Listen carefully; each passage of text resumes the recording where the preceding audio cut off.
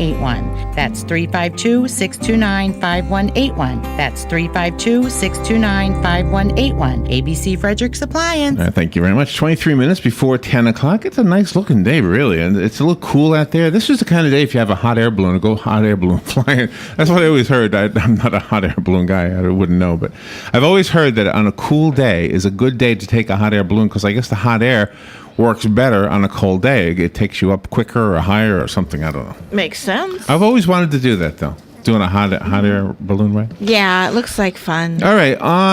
The thing we are doing right now, Robin, we have microphones, we have a radio signal, and it's called a talk show. That's right. And there are people who've done this way before we ever started doing it, even though we go pretty far back. We don't go as far back as others. Bob Grant is one of those people who goes way back. Bob Grant is, by some people's belief, we could debate this, but Bob Grant is considered the father of conservative talk radio. He died on New Year's Eve. He was 84 years old, and I hadn't heard Bob Grant in years because I've lived here, and I know with the internet I probably could have tuned in. I think he retired in 2006. I'm not really sure. But I have some information about Bob Grant. I just wanted to remember him a little bit. And for those of you who've never heard Bob Grant, I want you to hear a little bit. I've got some sound bites from Bob Grant. He was, I mean, his whole life was talk radio. He loved it.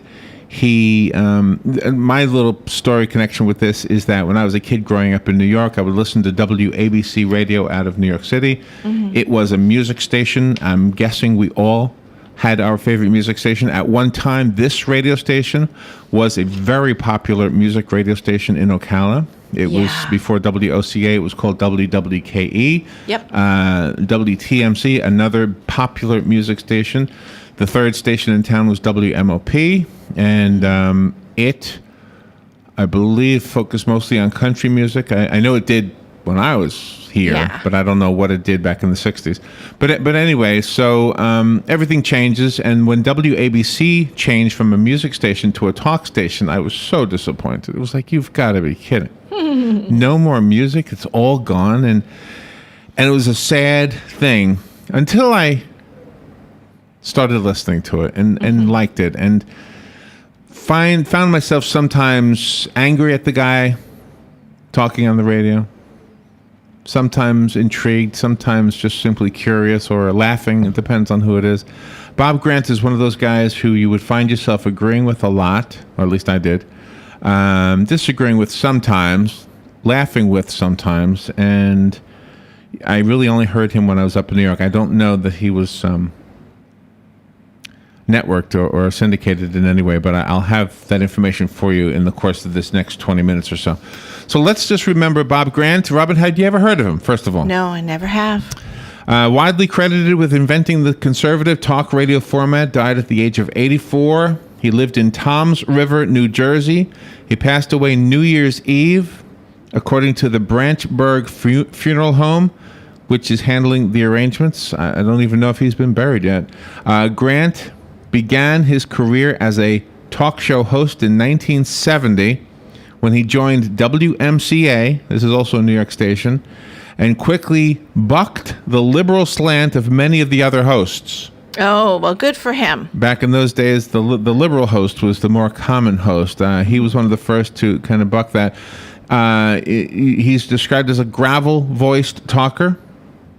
Very opinionated, regularly telling off callers who often got him into hot water simply because he was nasty on the air. And by the way, a couple of these clips you're going to hear, you're going to say, wait a minute, I've heard other radio show hosts kind of say the same thing. So he opened with this statement: "Good afternoon, ladies and gentlemen, and welcome to another hour of the free and open exchange of ideas and opinions and the belief that as American citizens you have the right to hear and be heard."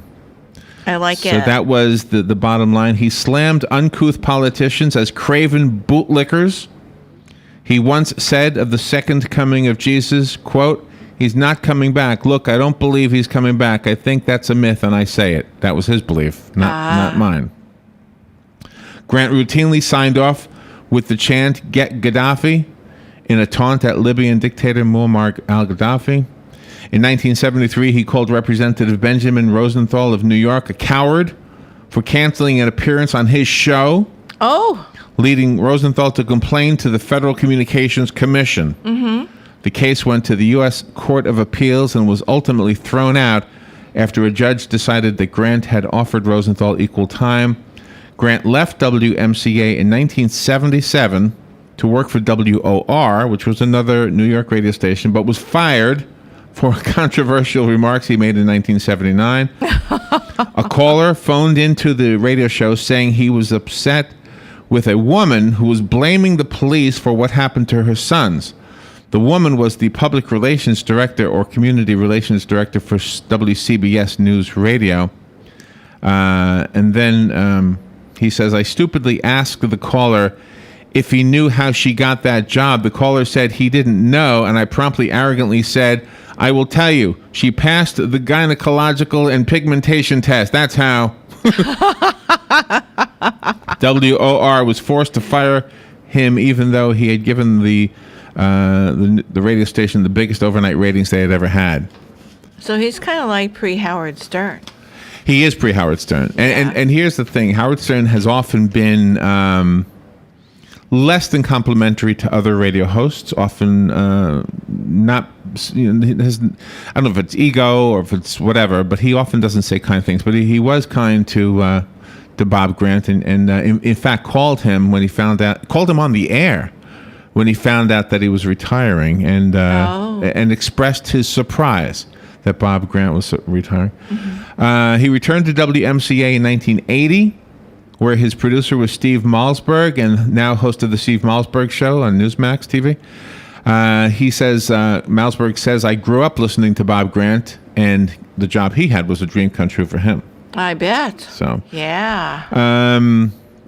he was described as an extremely nice guy, a wonderful and funny pioneer who overcame many attempts to turn other people into a villain. He persevered and did what he loved until the very end. In 1984, Bob Grant was hired by WABC, which is where I first heard him. He had switched formats from top 40 music to all talk. Well, they had switched over. With its strong signal, WABC, by the way, is so strong, I don't know if it still is. It's 770 on the dial. But I used to be able to hear it in Daytona.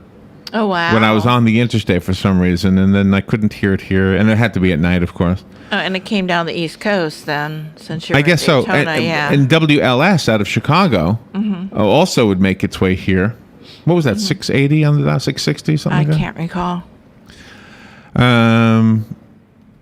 Anyway, Grant moved back to WOR for a little while, and his show became nationally syndicated. So there you go. There's the answer to my question. I didn't know that. His WOR run ended in 2006. In 2007, he returned to WABC, where he stayed for a year and a half before leaving to host an internet radio show titled Straight Ahead. He again returned to WABC September of 2009, where he did a Sunday-only talk show. He retired last summer. I believe last summer's retirement, though, was the second or third time he retired, Oh, okay. Grant's family asks that memorial contributions may be made in his memory to the Young America's Foundation. If you want the address, it's 110 Eldon Street, Herndon, Virginia. I would imagine most people don't want to participate in this here in this community. New York Police and Fire Widows and Children's Benefit Fund also is another place if you want to remember him. And he was good friends with a lot of the guys that you've heard here on these airwaves, including Barry Farber. All right. Nice. All right, so now let's remember Bob Grant a little bit. I'm not going to play them all in a row. It wouldn't make sense. But I've got some clips from Bob Grant. The quality of the clips not the best, but the first one is kind of funny to me. I am not anti-Alec Baldwin, by the way. I think Alec Baldwin has done some questionable things, and I think he should stay out of politics. Yeah. But as an actor, I kind of like him. I think he's a funny guy, and I think his calling is to be an entertainer, not a politician. But as you know, he often likes to go in that direction. But anyway, here is Bob Grant's comment on Alec Baldwin. Anyway, getting back to Alec Baldwin. There's another story which appears in one of the papers today that tells that he was a goofus, he was a weirdo back at George Washington University, and was very upset because he lost an election to be class president. He never got over that. But this is a sick guy. Hey, Alec, if you're listening, I know you like to brag about being a macho guy. You like to punch out people. Why don't you try punching me out, Alec? You probably would look at me and say, I could take this guy, but boy, would you be in for a surprise, you bum. You bum. I don't know. I'm not so sure. I don't know. I wonder if Alec ever responded to him. It's just the attitude he has. I mean, Bob, I don't know. I'm not going to say Bob Grant couldn't have taken Alec Baldwin, but I get the feel. I don't know. Physically, it looked like Alec Baldwin might be able to take him. Yeah. Don't know for a fact, but it's that on-air spirit that you just heard that I think everybody loved about Bob Grant. He sounds like fun. And I have to apologize for the quality of the sound. I know those were all taken off of radio clips that were actually not done in the studio, but done actually from a radio. So that's why it sounds like that. The next one is basically a lady. We don't even know who she is, but she was a caller. And Bob Grant kind of pointed out that she sounded like Angela Lansbury. And he meant it as a compliment, but the lady did not take it as a compliment. Oh. Bob, one other thing. Yes? Could I please say hello to a very close friend of mine who loves you also? May I? Well, you can say hello to me. Well, you I love, but this is a woman. And you can mention her name. Her name is Mary. Hello, Mary. I know you're listening, and we'll is talk that about right? it lately. You know, just because you sound like Angela Lansbury is no reason. No, I'm an American citizen, Bob. I didn't say anything. Oh, no. Hey, look, are you insulted because you sound like Angela Lansbury? No, I think she sounds very nice. Well, then why did you get very defensive suddenly? Well, sometimes when people with an accent say something, they'll say, why doesn't she go back to her own country? I was just complimenting you, and I'm sorry I did. No, don't say that. No. I love you, Bob. Yeah, well... Goodbye. She really does sound like Angela Lansbury. Oh, don't tell her that. She didn't like hearing that. Well, just because, she's not a U.S. citizen doesn't mean you have to No, she hate her. was. She was the U.S. citizen. That Angela lady. was. Angela, but this lady was too. Oh, okay. I thought Angela was from England or something. No, but this lady was a U.S. citizen. Yeah. But she sounded like Angela Lansbury. Right, I know. And she sounded good. I mean, I love her. And that's what he meant. And by the way, that argument went a lot longer than that, right? All right, the next one is very interesting in considering today's time, but this is Bob Grant's comments on what's happened in Russia with Putin. Here we go. Okay. You are to be commended for your knowledge of the Soviet Union and the Stalin era in particular, and what they've been doing with the KGB. And I remember when I mentioned the fact that when Vladimir Putin succeeded Boris Yeltsin, and I said, beware of this man, you called almost immediately to congratulate me for what I said about Vladimir Putin. Yes. And you said that you shared my view and then some, because this guy was KGB trained and all that. Yeah, well, a lot of people were saying that, and you have to wonder if maybe Bob Grant was the one who kind of pointed that out, and because a lot of people listen to him, and a lot of times when you do a radio show, you influence other people who do radio shows, Yes. and it's a two-way street. I think people are influenced by other people, period. But since Bob Grant was so comfortable doing it, I think a lot of people, including Rush Limbaugh, including Sean Hannity.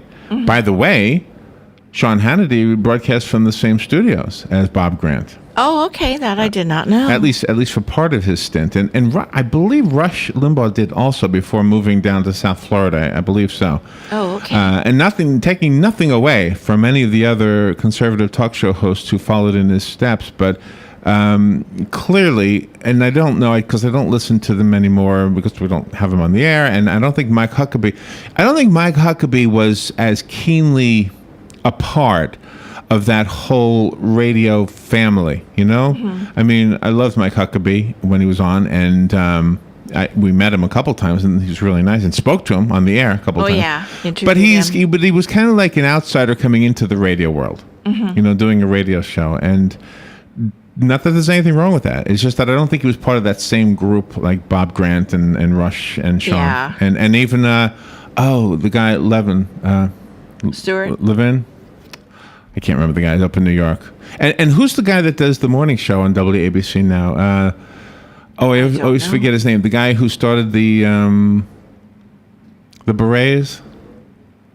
I don't know. The vigilante group. Oh, I can't remember. Yeah. Oh, that guy. Yeah. Yeah, I can't remember his name. Yeah. All right, I got another clip. This is a clip. They pay their dues. This is a clip. Bob Grant talking to a caller named Fred. And just so you know, he references Creedmoor. Bob does? Bob references Creedmoor. Now, do you know what Creedmoor is? No, I don't. Okay, so I'm asking. I'm only saying this because I don't know how many people know. You know what Bellevue was, right? Bellevue was a psychiatric hospital in New York. Not anymore. Not anymore, but Creedmoor is. Oh, okay. Creedmoor is a psychiatric center in Queens, and this is Bob, and you just need to know that in order to understand why this is typical Bob Grant. Here he is, and again, Bob Grant just passed away New Year's Eve at the age of 84. And we're remembering him as one of the fathers of conservative talk radio. And here he is talking to a caller named Fred. All right, let's say hello to Fred from Tarrytown. Yeah, Fred, you're on WABC. Yeah, hello, Bob. We all agree that Obama is dangerous with illegal immigration, but he's going to be more dangerous with foreign policy because his foreign policy is based on appeasement. And the nation that he will most appease is Germany. I'm going to tell you why. Don't get angry, because I know you get angry when I talk about this nation. There's going to be a 9/11 terrorist attack in Germany within the next few months. And they are going to blame us for it. And Barack Obama is going to go out of his way to appease them. And he's going to hand over our nuclear arsenal in Europe to the Germans.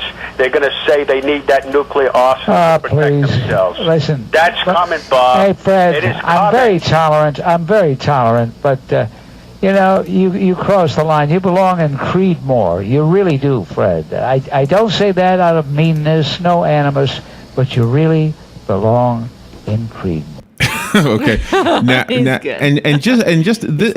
This is very good. A great example of how Bob Grant was, although considered a conservative talk show host, and yet still defending something ludicrous that was being said against the president. Mm-hmm. I mean, he really wasn't going to stand for it, and that was his way of saying, I'm just not going to go for that.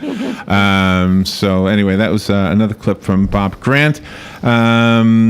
And here's another one. This one is the one. Let's see if I have it ready here. This one is where he ends. Well, I'll just let it play. You'll get the idea. This is from another clip from Bob Grant. So I can't mention Larry Craig. I can't mention Britney Spears. I have to mention Britney Spears. I'm sick and tired of her. Have paid 1 cent to Larry Craig or Britney Spears 10 years ago. No chance. No way. You would have ignored them like they should be ignored. I don't know about that. Oh, come on. Okay, you're out. You're the best on the radio. Hey, listen, Jeff. You have no right to say, "Oh, come on." That implies that I'm giving you the business. That implies I'm not being honest with you. Get off my phone, you creep. Okay, all right. So, and that's really part one of the two parts I want to play from that one because it was so long. I only took that piece and then the piece I'm going to play, and that'll be it.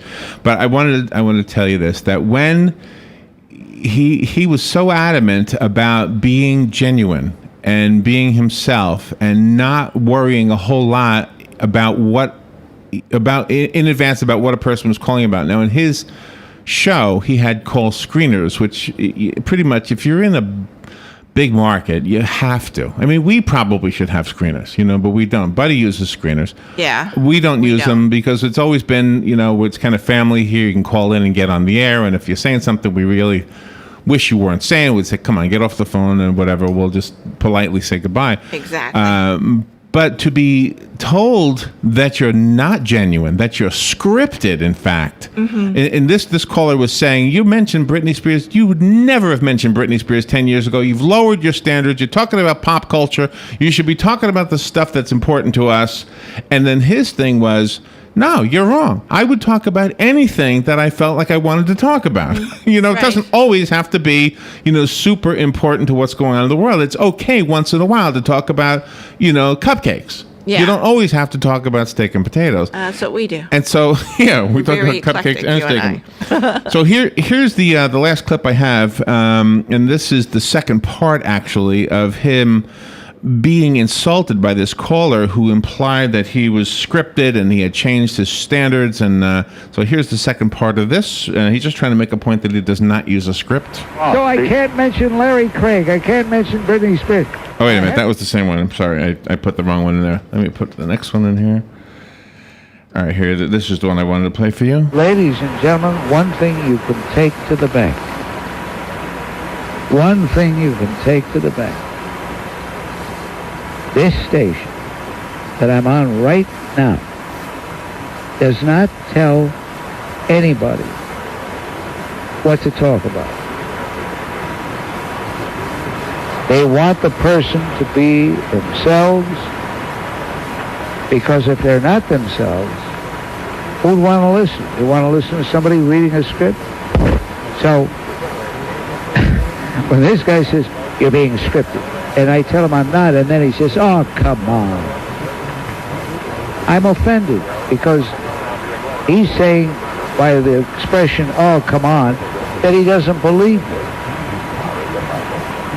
For whatever it's worth, there is no script. Nobody calls me and says, listen, on your program tonight, we talk about Britney Spears. and you and I can relate to that and that implication that we were scripted. I can't remember how many. I can't. There's no way where somebody would say you're told what to say, you're told what not to say, and then I will invite people come into the studio and find anywhere any memo that says what we can and cannot say, aside from the words that the FCC says you can't use, which is simply law. But I mean, they don't ever tell us we have to be conservative or liberal. And I think, in fairness to all talk show hosts that do this for a living, Bob Grant, of course, kicking the whole thing off for all of us, arguably, of course, there were others as well. But the idea that we do have, not only do we have freedom of speech, but there is no big corporate. I can't remember how many. I can't express how many times somebody has said that there's a corporate thing forcing you to say that. Yeah, exactly. Well, you might not agree with me, which is good. It's good that you don't. Sometimes you and I don't agree. Yeah. But the thing is this: that nothing that I've ever said has been disingenuous. If I've said it, I felt it. I believed it. And there's been times where I say, you know what, this is an important issue, and I got to figure out how I feel about this. Right. Because I haven't really thought about it. Let's take one phone call, and then we'll make room for Kelly, who's ready to do her show, Ocala Magazine Radio. Good morning. Thank you for being so patient with us, by the way. You're on the air.